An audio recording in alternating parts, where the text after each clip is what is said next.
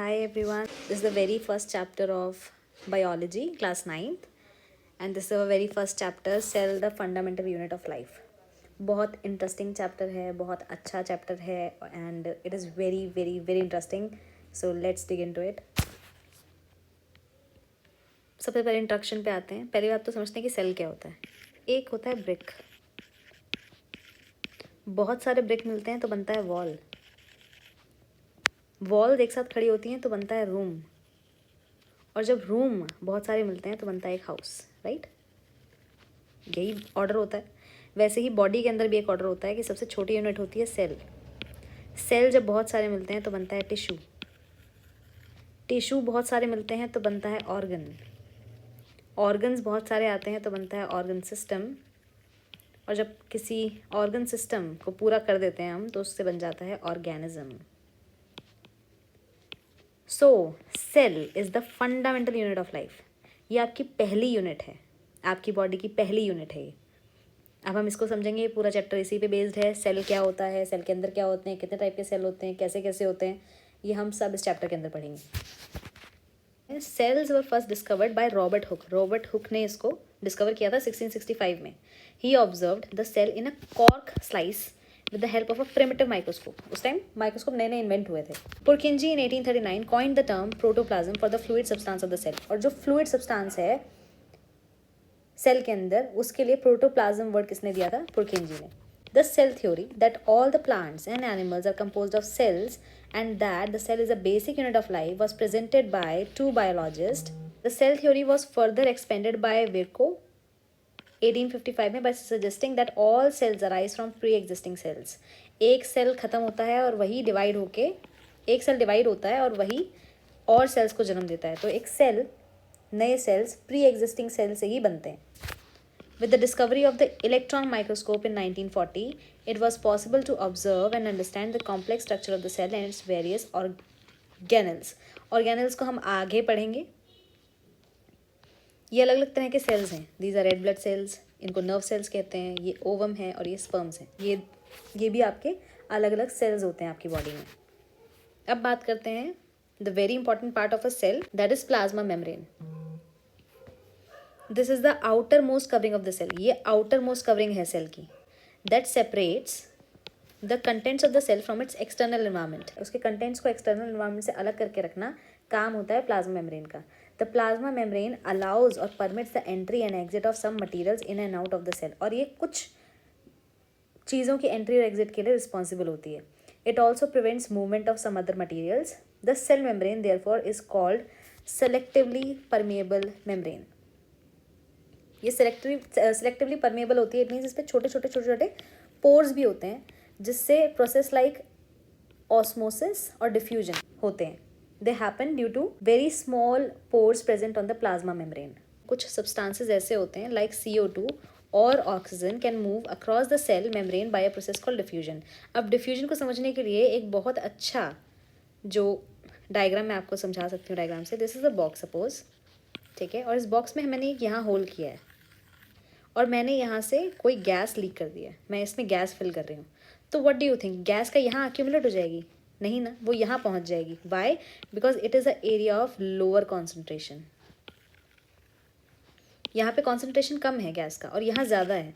तो higher concentration से जो लोअर कॉन्सेंट्रेशन में जाने का प्रोसेस होता है गैसेज का, उसको कहते हैं diffusion. Same happens in the cells as well.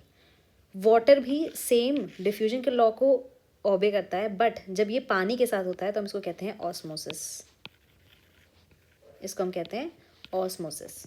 अब हमें 3 कंडीशंस को समझना है. पहली है हाइपरटोनिक सॉल्यूशन में सेल कैसा होता है. दूसरा है हाइपोटोनिक में कैसा है. और फिर है आइसोटोनिक में. अगर हम एनिमल सेल या फिर किसी भी सेल को डालते हैं तो उसके साथ क्या होगा, हमें ये 3 चीज़ समझनी है. मैं बार बार एक वर्ड बोल रही हूँ, इसको बोलते हैं सॉल्यूशन. सॉल्यूशन एक्चुअली क्या होता है? सॉल्यूशन 2 चीज़ों का मिक्सचर होता है. एक होता है सॉल्वेंट और एक होता है सॉल्यूट. ये 2 चीज़ों से मिलके बनता है. और इसके अंदर जो सॉल्यूट होता है वो होता है सॉलिड और जो सॉल्वेंट होता है वो होता है लिक्विड. तो हम सॉलिड ले लेते हैं NaCl that is salt also. ठीक है, सॉल्ट का साइंटिफिक नेम होता है NaCl, NaC बड़ा और L भी बड़ा, NaCl। तो हमने NaCl ले लिया और हमने अब सॉल्यूशन बनाया है जिसमें जो मात्रा होगी सॉल्यूट की और सॉल्वेंट की वो अलग अलग होगी। ठीक है, समझते हैं इसको कैसे।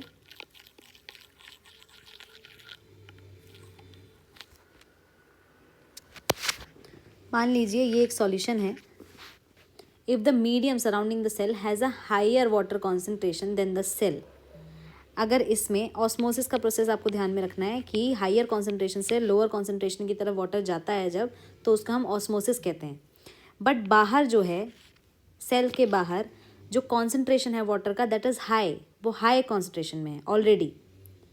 तो सेल के अंदर कम हुआ, मतलब सेल के अंदर कॉन्सेंट्रेशन कम हुआ और जो उसकी सराउंडिंग है उसमें कॉन्सेंट्रेशन ज़्यादा है, वाटर कॉन्सेंट्रेशन ज़्यादा है। तो क्या होगा, सेल के अंदर पानी चला जाएगा, है ना। सेल के अंदर सेल गेन कर लेगा पानी को, तो उसको कहेंगे हाइपोटोनिक, हाइपोटोनिक सॉल्यूशन। ऐसे ही अगर दूसरा केस लें जिसमें हमने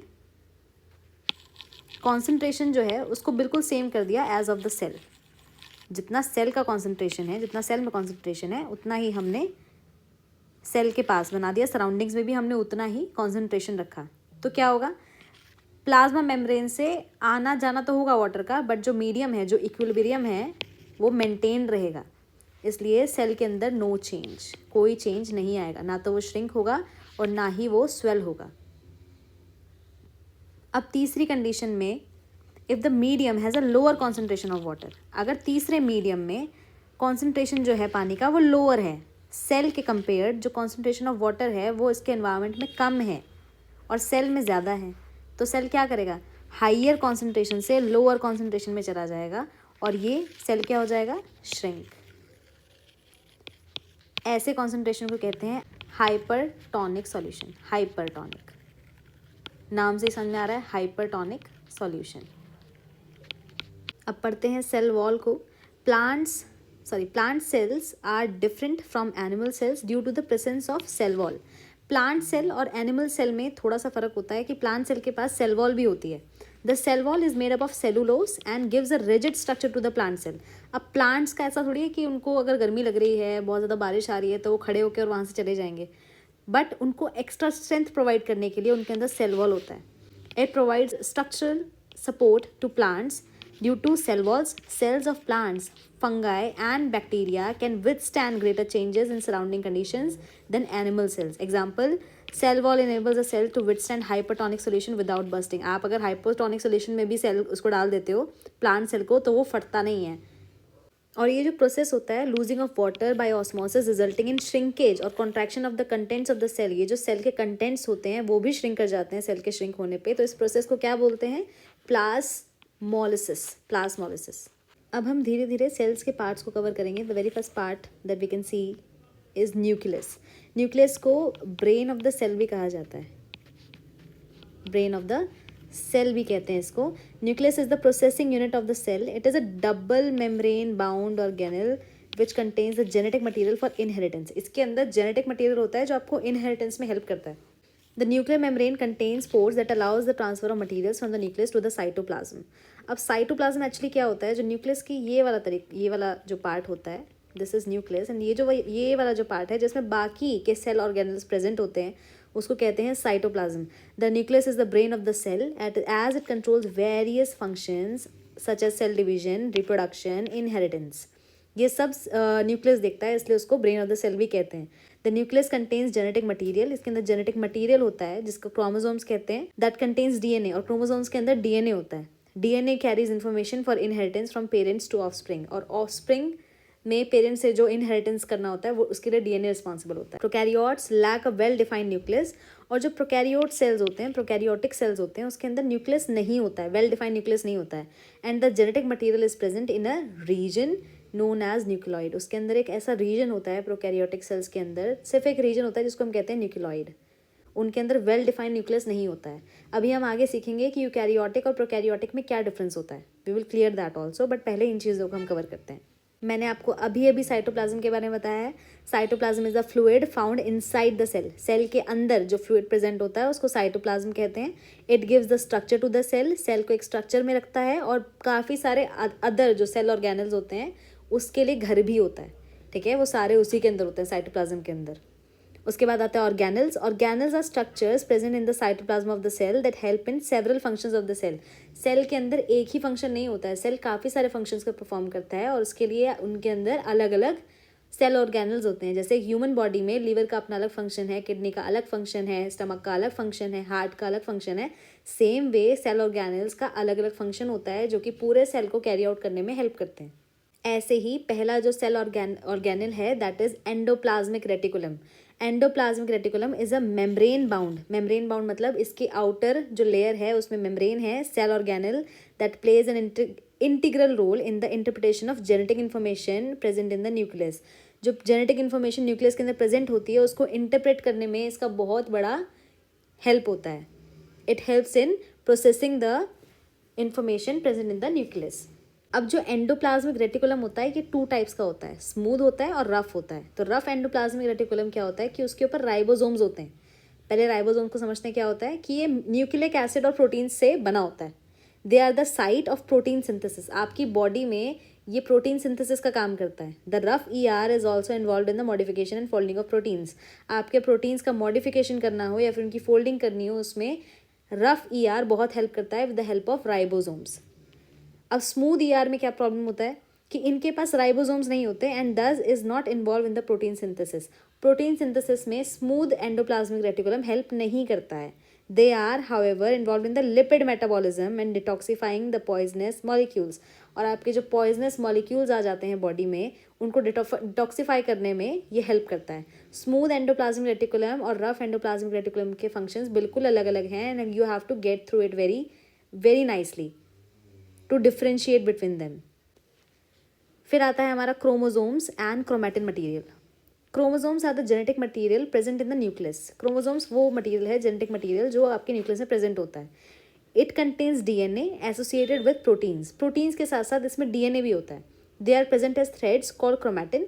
during the growth phase of the cell, जब सेल का ग्रोथ फेज चल रहा होता है, the chromatin condenses into much thicker structure called a chromosome. पहले ये ऐसे थ्रेड लाइक स्ट्रक्चर्स में प्रेजेंट होते हैं बट जब सेल डिवाइड होने वाला होता है तो ये थोड़े से थिक हो जाते हैं और इसको कहते हैं हम chromosomes. Human cells contain 23 pairs. 23 pairs मतलब टोटल कितने हैं हमारे पास 46 क्रोमोसोम्स होते हैं। क्रोमैटिन क्या होता है? Chromatin is the thread like structure which serves as a genetic material present inside the nucleus of the cell. ये जेनेटिक मटेरियल होता है, थ्रेड लाइक स्ट्रक्चर्स होते हैं। It is made up of DNA and protein molecules. ये DNA और protein molecules का बना होता है। DNA contains the hereditary information needed for the structure and function of the organism। और DNA क्या करता है? DNA में hereditary information होती है जो वो ऑफस्प्रिंग में पास ऑन करता है फ्रॉम द पेरेंट। अब जो नेक्स्ट ऑर्गेनल्स हैं इनको आप किसी भी तरह से प्रोनाउंस कर सकते हो। गोल्जी भी कहते हैं, गोल्गी भी कहते हैं, Golgi apparatus and lysosomes. Lysosomes को तो तुम ऐसे स्टार मार्क करके रख सकते हो बिकॉज ये क्वेश्चन ऑलमोस्ट हर बार आता है कि why lysosomes are known as the suicidal bags of the cell. Golgi apparatus is also called the post office of the cell। they package and transport the proteins across the cytoplasm। Pack करना protein को और उसको transport करना cytoplasm के पूरे cytoplasm में, ये Golgi apparatus का काम होता है। लाइजोसोम्स को सुसाइडल बैग्स भी कहा जाता है और ये क्वेश्चन हर साल आता है। They are refer to as suicide bags of the cell as they contain potent enzymes that can digest the cell. अगर सेल में कोई फंक्शनिंग खराब हो जाती है तो लाइजोसोम्स एक्टिवेट हो जाते हैं और एज अ सुसाइड बैग काम करते हैं, वो सेल को खुद ही खत्म कर देते हैं। Lysosome also help in defence bye attacking a foreign object. और अगर सेल के अंदर कोई फॉरेन ऑब्जेक्ट आ जाता है उससे लड़ने में भी लाइजोसोम्स हेल्प करते हैं। अब हैं प्लास्टिड्स एंड वैक्यूल्स। प्लास्टिड्स क्या होता है? There are various types of plastids in different cells based on the pigment they contain. Pigment मतलब एक तरह से जो कलर वो कंटेन करते हैं उसके हिसाब से प्लास्टिड्स अलग अलग तरह के हो सकते हैं। The chloroplast is the plastid where the photosynthesis occurs.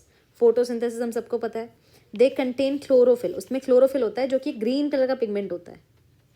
Some of the other plastids are leucoplast and chromoplast. Leucoplast, chromoplast.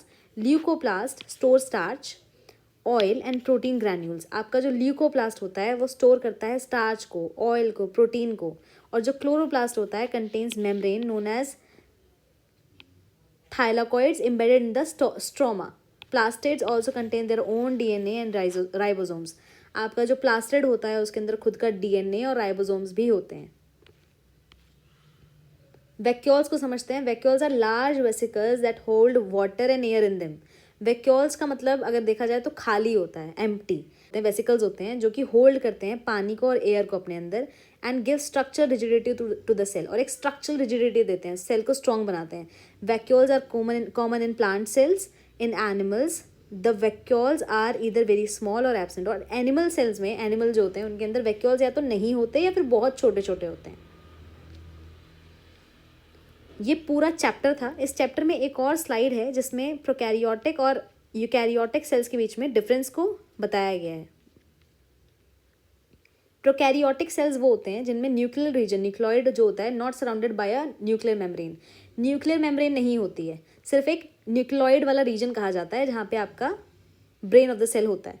Second, single chromosomes present. इसके अंदर सिंगल क्रोमोसोम होता है. Third, membrane bound cell organelles are absent. मतलब इसके अंदर जितने भी cell organelles होंगे उनके पास कोई भी अपनी खुद की मेम्ब्रेन नहीं होगी. यूकैरियोटिक सेल्स में क्या होता है, nuclear material surrounded by a nuclear membrane. इसमें न्यूक्लियर जो आपका मटेरियल होता है उसके आसपास न्यूक्लियर मेम्ब्रेन होती है. More than one chromosomes present. इसके अंदर एक से ज़्यादा क्रोमोसोम्स प्रेजेंट होते हैं. थर्ड, न्यूक्लियोलस प्रेजेंट होता है इसके अंदर. और fourth, membrane bound cell organelles are present. इसके अंदर जो सेल ऑर्गेनल्स होते हैं उनके पास सेल वॉल होती है, उनके पास अपनी कवरिंग होती है. So these were the slides and we have done the whole chapter now. तो इस चैप्टर को आप after reading your whole chapter, इस स्लाइड को, इस वीडियो को आप रेफर कर सकते हो. ये इंपॉर्टेंट क्वेश्चंस हैं जो कि बार बार रिपीट होते हैं. और इसमें आप एक क्वेश्चन और ऐड कर सकते हो कि why the lysosomes are called the suicidal bags. And ये क्वेश्चन बार बार इन स्लाइड्स के अंदर हमने माइटोकॉन्ड्रिया को मिस कर दिया है. Mitochondria are known as the power houses of the cell. इसके ऊपर तो इतने मीम्स बन चुके हैं और it is very famous everywhere कि mitochondria is the power house of the cell. और कुछ याद रहे ना रहे, बायोलॉजी में से ये सब जरूर याद रह जाता है. Mitochondria have two membrane coverings. The outer membrane is porous. मतलब उसमें थोड़े थोड़े पोर्स होते हैं. While the inner membrane is deeply folded. These folds increase surface area for ATP generation chemical reactions. ATP it means energy generation के लिए. The energy required for various chemical activities needed for life is released by mitochondria in the form of ATP. आपके cell को various activities perform करने के लिए energy की ज़रूरत है जो कि माइटोकॉन्ड्रिया में प्रोड्यूस होती है, रिपीट होता है. ATP, adenosine triphosphate. इसका फुल फॉर्म काफ़ी बार एग्जाम्स में पूछा जाता है और माइटोकॉन्ड्रिया का क्वेश्चन भी काफ़ी बार रिपीट होता है. ATP is known as the energy currency of the cell. ATP को एनर्जी करेंसी भी कहा जाता है सेल की. The body uses energy stored in ATP for making new chemical compounds and for mechanical work. आपके cell को काम करने के लिए एनर्जी की जरूरत होती है जो कि उसको एटीपी की फॉर्म में मिलती है by mitochondria. Mitochondria are strange organelles in the sense that they have their own DNA और राइबोसोम्स. माइटोकॉन्ड्रिया के पास भी अपने खुद के DNA और राइबोसोम्स होते हैं. इन पॉइंट्स को आप मार्क करके रख सकते हो कि किस किस सेल ऑर्गेनल के पास अपना खुद का DNA और राइबोसोम्स होते हैं. अदरवाइज अगर ये क्वेश्चन में भी आ सकता है, गिव रीजंस में, या फिर ट्रू और फॉल्स में भी आ सकता है. So we are done with this chapter. These are the very important questions we have. इनको आप सॉल्व कीजिए. कोई डाउट आता है, ask me in the comment section as well. And thank you so much for watching this video.